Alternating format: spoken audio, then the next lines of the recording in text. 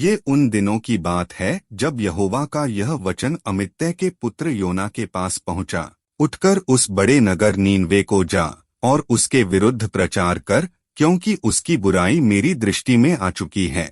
परंतु योना यहोवा के सम्मुख से तर्शीश को भाग जाने के लिए उठा और याफा नगर को जाकर तर्शीश जाने वाला एक जहाज पाया और भाड़ा देकर उस पर चढ़ गया कि उनके साथ होकर यहोवा के सम्मुख से तर्शीश को चला जाए।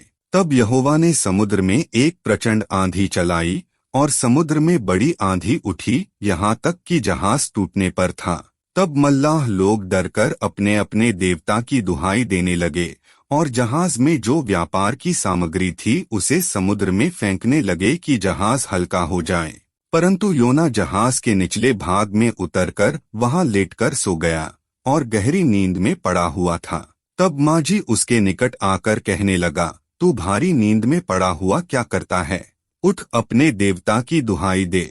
संभव है कि परमेश्वर हमारी चिंता करे और हमारा नाश न हो।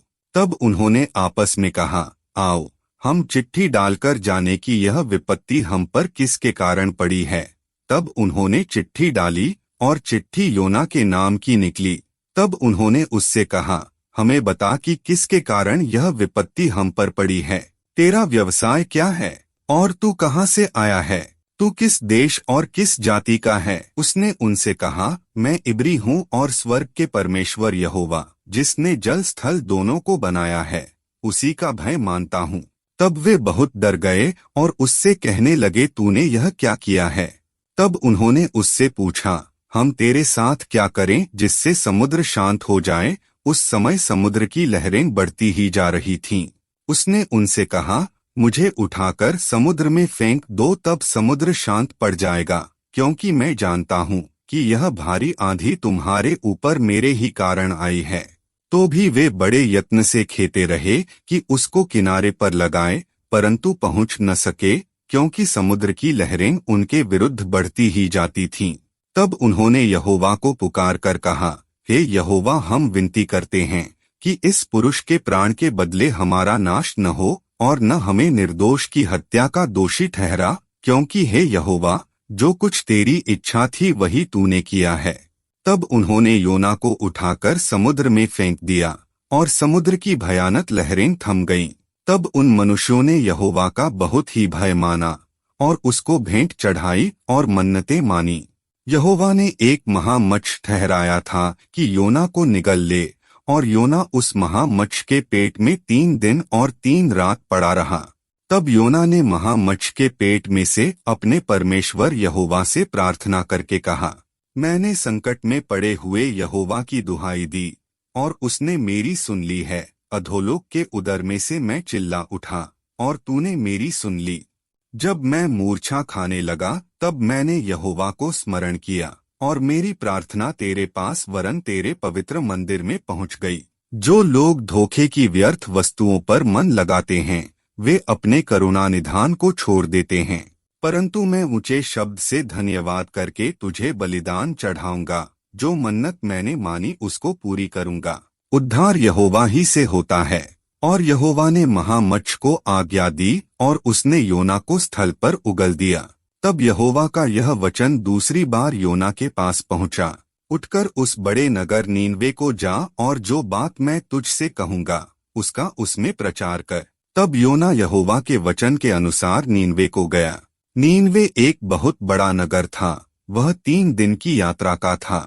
और योना ने नगर में प्रवेश करके 1 दिन की यात्रा पूरी की और यह प्रचार करता गया, अब से 40 दिन के बीतने पर नीनवे उलट दिया जाएगा। तब नीनवे के मनुष्यों ने परमेश्वर के वचन पर विश्वास किया और उपवास का प्रचार किया गया और बड़े से लेकर छोटे तक सभी ने टाट ओढ़ा।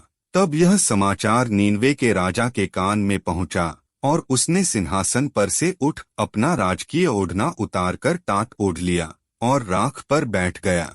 राजा ने अपने प्रधानों से सम्मति लेकर नीनवे में इस आज्ञा का ढिंढोरा पिटवाया, क्या मनुष्य, क्या गाय बैल, क्या भेड़ बकरियां और पशु, कोई कुछ भी न खाए। वे न खाए और न पानी पिए, और मनुष्य और पशु दोनों टाट ओढ़े और वे परमेश्वर की दुहाई चिल्ला चिल्ला कर दें।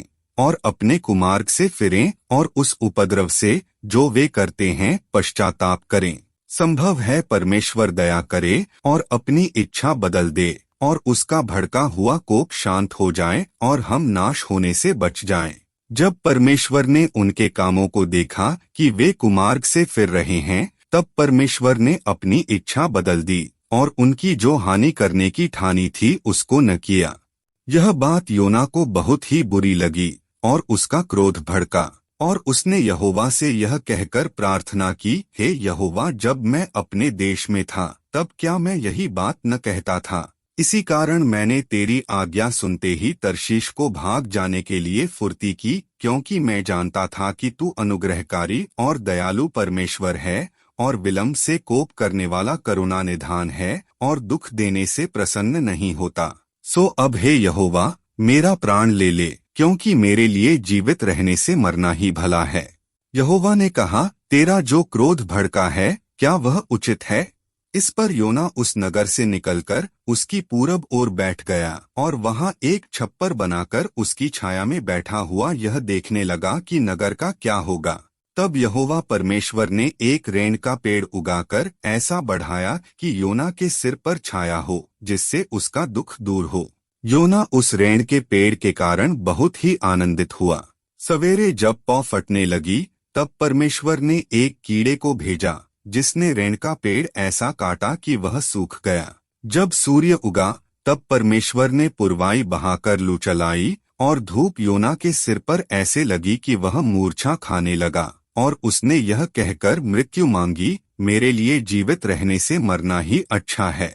परमेश्वर ने योना से कहा, तेरा क्रोध जो रेंग के पेड़ के कारण भड़का है क्या वह उचित है? उसने कहा, हाँ, मेरा जो क्रोध भड़का है वह अच्छा ही है, वरन क्रोध के मारे मरना भी अच्छा होता। तब यहोवा ने कहा, जिस रेंग के पेड़ के लिए तूने कुछ परिश्रम नहीं किया न उसको बढ़ाया, जो एक ही रात में हुआ और एक ही रात में नाश भी हुआ, उस पर तूने तरस खाई है।